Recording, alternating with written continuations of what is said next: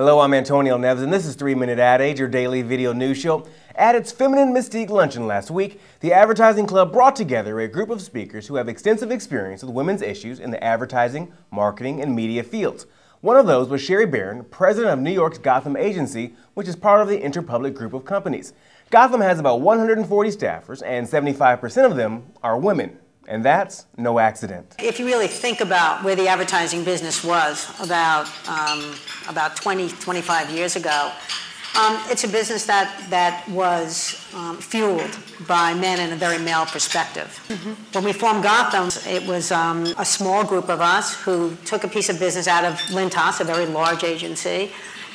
We knew all of the kind of traditional kinds of ways of doing business, that we had all grown up in it, and it was our absolute mandate and vision that we would have a more inclusive and a more diverse perspective on how we could deliver business results. Ms. Baron noted one of the major barriers blocking women's rise to C-level executive jobs was the lack of serious management training programs and commitments. But that may be changing. I think one of the things that happened in our industry in the last economic retraction in the 80s is that the first thing to go were management training programs.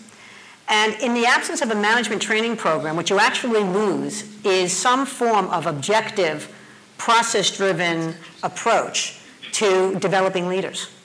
And I think that's one of the things about the kinds of inclusion programs and points of view that are starting to be espoused throughout our industry today, is that perhaps one of the outgrowths of that will be that either more women will find their way into more comfortably actually shooting for that job than there have been in the past.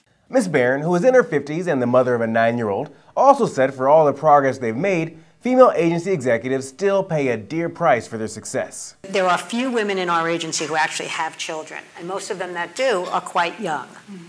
All of the men in our agency have children who are going off to college.